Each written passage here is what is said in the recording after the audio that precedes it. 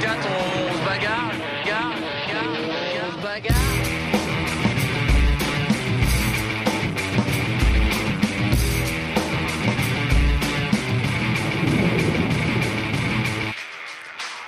Bonjour à toutes et à tous. L'arrivée en ligne de mire pour Alex Thompson, un choix décisif à venir pour Jean-Pierre Dick, le passage de l'équateur pour Bertrand De Broek et la fin d'une grosse galère pour Alessandro Di Benedetto. Voilà le programme de ce nouveau journal du Vendée Globe. Tout de suite, le classement avec Alex Thompson qui à 16h se trouvait à 270 000 des Sables d'Olonne. Toujours en 4e position, Jean-Pierre Dick a encore un peu plus de 600 000 à parcourir. Un écart toujours très faible entre Jean Le Cam et Mike Golding, moins de 100 000. Pas de changement non plus dans la suite du classement avec Dominique Vavre, Arnaud Boissière, Javier Sanso et Bertrand De Broek. Deux hommes naviguent encore dans l'hémisphère sud, Tanguy Delamotte et Alessandro Di Benedetto. Alex Thompson sur Hugo Boss se dirige donc vers la 3e place du podium de ce Vendée Globe. Prudence est le maître mot du Britannique qui se trouve dans une zone très tourmentée avec des vents entre 30 et 40 nœuds et des creux de 5 à 6 mètres. Il devrait franchir la ligne d'arrivée demain en début de matinée. Une arrivée que vous pourrez vivre en direct sur notre antenne. Jean-Pierre Dick navigue quant à lui le long des côtes portugaises. Sans quille depuis plusieurs jours, il a réussi à éviter un gros front dangereux au large des Açores.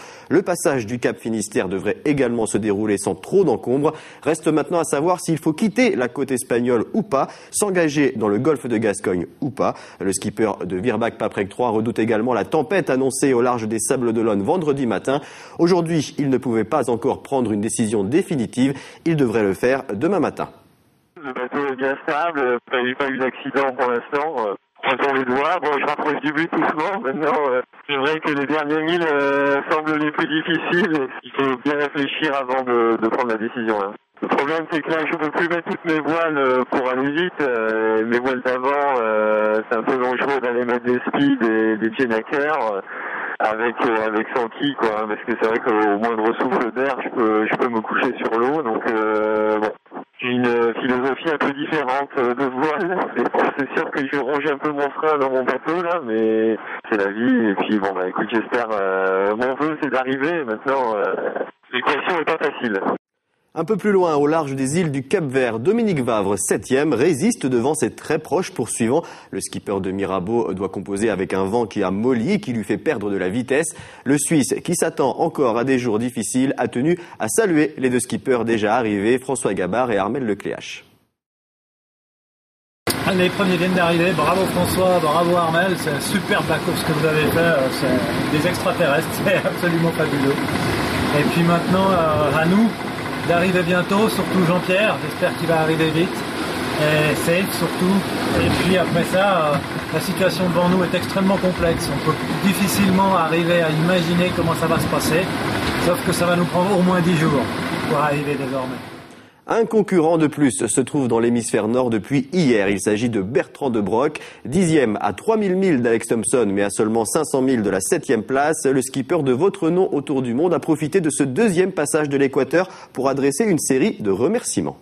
Passage de l'équateur dans quelques instants et c'était pour moi l'occasion de tirer un petit coup de chapeau à tous les partenaires qui se sont associés à mon histoire. Voilà, dans 2 semaines, on sera pas loin du but et on aura peut-être touché les Sables d'Olonne. Voilà, je voulais faire un petit clin d'œil au moment du Cap, mais ça n'a pas été possible. Et puis aussi remercier le président de DM Projet René Camard, Benoît Laurent, et puis tous les gens qui ont participé, les 5000 personnes qui ont participé à cette histoire. Et ça m'a beaucoup touché. Et voilà. Et aujourd'hui, on repasse le quater pour la 2e fois. Donc merci Éole pour l'Atlantique Sud. Et puis un grand coup de chapeau encore à François Gabard et Armel Lecléache pour leur prestation de qualité. Pour Alessandro Di Benedetto, ces derniers jours ont été encore bien compliqués. Il s'est retrouvé en plein milieu d'une dépression orageuse. Au menu, un vent très variable, en direction et en force, avec des rafales à plus de 40 nœuds, des grains et une visibilité très réduite. Le skipper de Team Plastic a dû faire du surplace pour éviter de casser le bateau. Et pour ne rien arranger, une autre mauvaise nouvelle est tombée sur la tête d'Alessandro. Écoutez. Il y avait une houle croisée très forte et si j'essayais de tenir un cap, prendre de la vitesse, c'était vraiment cassant pour le bateau. Une mauvaise nouvelle de hier, c'est que j'ai découvert en essayant d'envoyer le petit Jennaker qui était dans la chute à voile que lui aussi est déchiré. Et donc je pense que bon, c'est une déchirure moins importante que le Grand Genaker qui est complètement détruit. Et je vais essayer probablement de le recoudre. Et c'est un des travaux, des choses que je veux faire aujourd'hui après avoir changé d'armure et profiter pour le moment des conditions un peu plus calmes, qui se présentent. On arrive à la fin de ce journal du Vendée Globe. Prochain rendez-vous demain avec, si tout va bien, l'arrivée au Sables d'Olonne d'Alex Thomson. On se quitte avec un lever de soleil en accéléré à bord du bateau Initiative Cœur de Tanguy de la Motte. Très bonne soirée à tous.